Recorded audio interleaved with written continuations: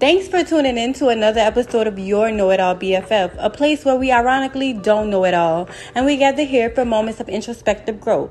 I'm your host, Brandy Cooper. Let's get into it, bestie. Hey, y'all. I have been feeling so blah.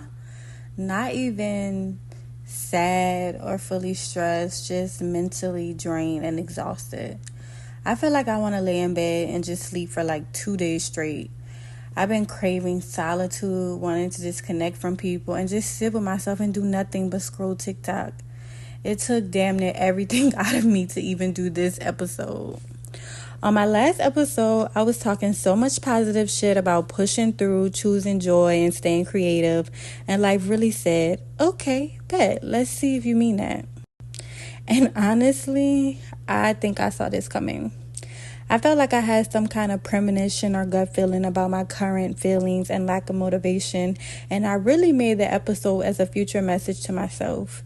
And I think I've listened to it at least 10 times since releasing it because I've been personally really needing that motivation.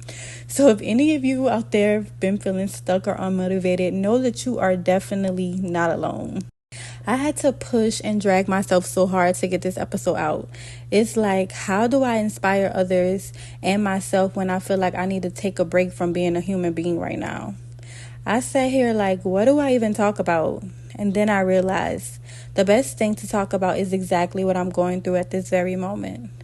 I briefly touched on the possibility of this in my last episode, but if you haven't put two and two together and got four, I'll just say it. Trump and Elon got me, y'all. I was laid off from my job, and even though I kind of expected it, it still hit different when it actually happened. It didn't fully sink in until the following Monday morning when my alarm went off and I realized I had nothing to do and nowhere to be. And still, there's this weird underlying disbelief, like, is this really happening? I'm like, of course, what has been known as the most stable employer, the federal government, will become unstable when I finally get in there. Like, what the F? And as a 94 baby, it's like, why does everything have to crumble now that we're adults?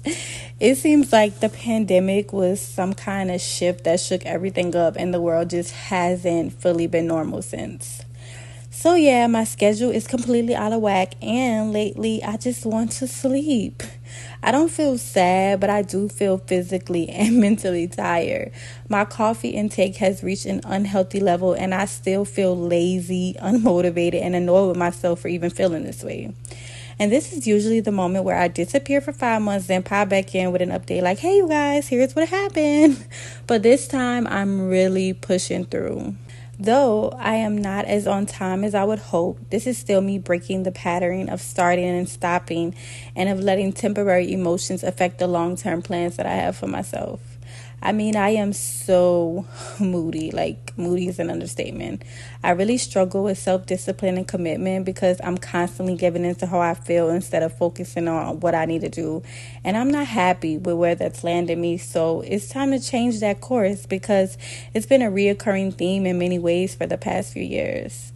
My life has been far from perfect, but I will say I've been spoiled in many ways, so I haven't built the mental strength that I need to persevere through things, along with me just not being the most disciplined person in general.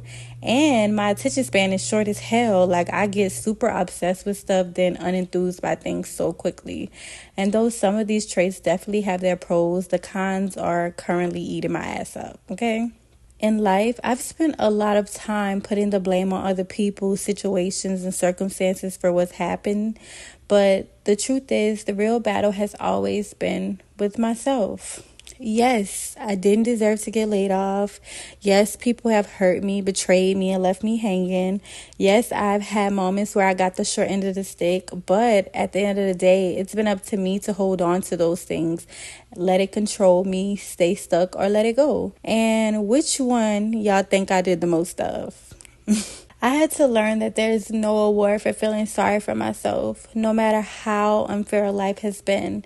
Instead of asking why me, I've started asking why not me, because the why me kept me stuck for so long. It made me let my past define me without me even realizing it.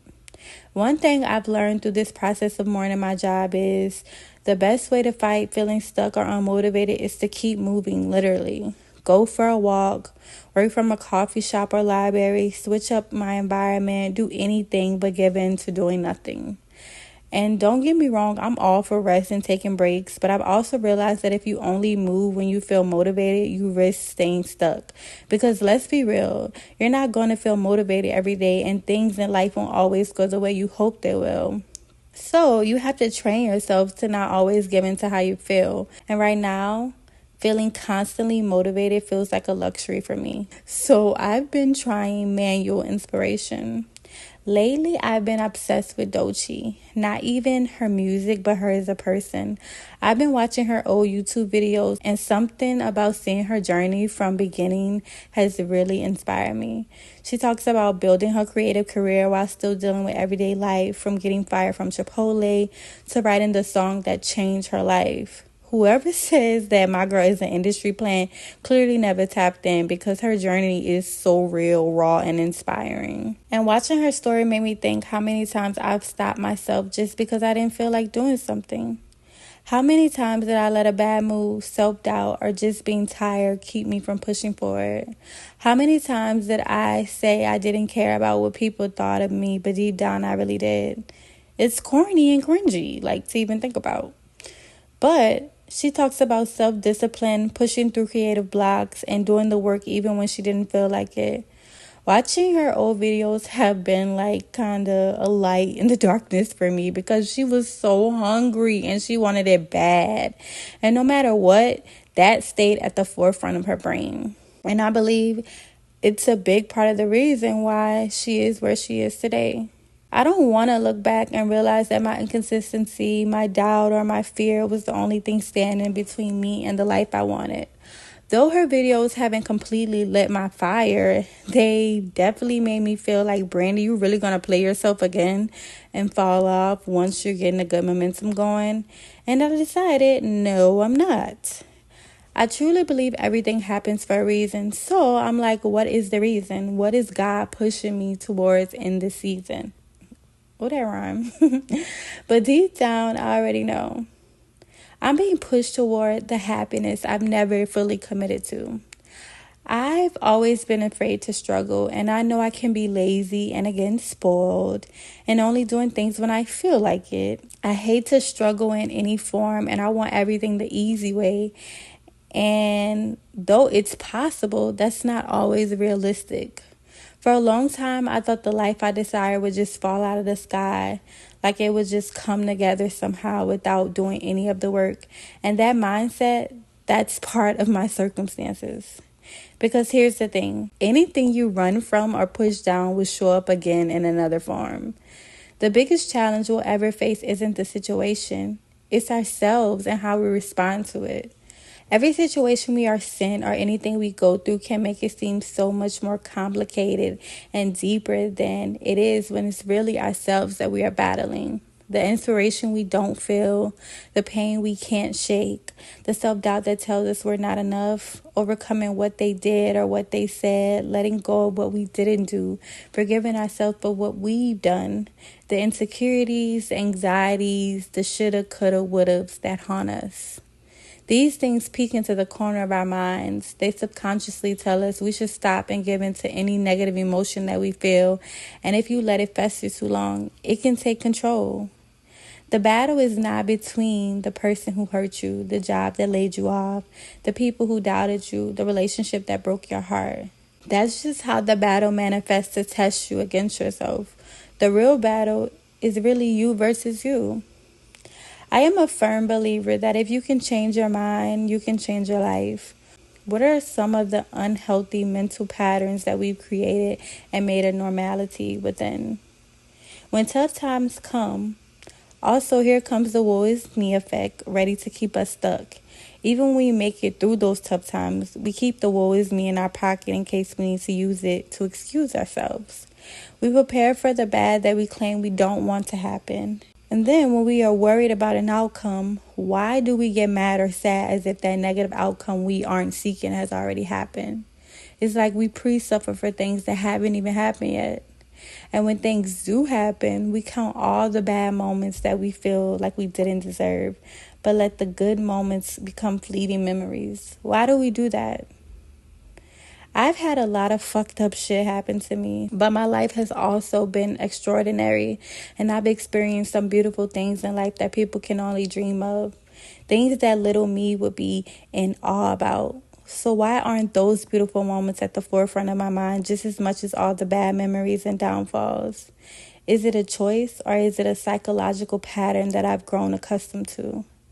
How can pessimism be more comforting than positive thinking and having faith? I have spent so much time subconsciously committed to misery, and I don't want to wonder where I'll be in 5 years if I never stop giving into that. I hate when people say that they expect the bad over the good, because if the bad happens, they won't be disappointed. You can't run from disappointment. Why not expect the good, and if it doesn't happen, mentally prepare yourself to move on and let it go?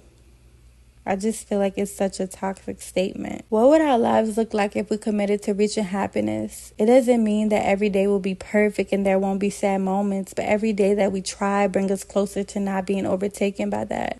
As I'm maturing, I'm realizing that life really is full of ups and downs, and if you don't build your mental endurance, you stay controlled by the waves of life, and it can be distracting from who and what you want to be. I am entering my me versus me era, and I want to win this battle against myself. So how do I do that? Recognize that my feelings aren't facts. Perspective is reality, but that doesn't mean every feeling is the truth. You might feel tired, stuck, or unmotivated, but that doesn't mean you have to stop. Move even when you don't feel like it. Don't wait for motivation. Train yourself to push through. Trust that everything is happening for a reason, even when you don't understand it yet. What story am I telling myself? Am I making this situation bigger in my mind than it actually is? What would happen if I changed the narrative, reminding myself of all the good things in my life? Just some things to think about, bestie. And until next time, let's keep the conversation going. If this episode resonated with you, let's talk about it. DM me or tag me on IG at @ByBrandyCooper. I love hearing from y'all. Share, subscribe, and leave a rating. It helps your know-it-all BFF reach more people who need these conversations. Check the show notes for links and resources. Share this episode with a friend who needs to hear this today. And until next time, keep pushing, keep creating, and remember, the real battle is within. Alright, besties, that's it for today's episode. If you love this episode, don't forget to like, subscribe, and leave a rating. It helps your Know-It-All BFF reach more people who need these conversations. Follow me on Instagram at @ByBrandyCooper, that's ByBrandyCooper, for more behind the scenes, daily motivation, and updates on new episodes. It inspires me to keep this going. Share this episode with a friend who needs to hear it, because we're all out here trying to grow and glow together. And as always, DM me or tag me with your thoughts. I love hearing what resonated with you. Until next time, see you in the next episode.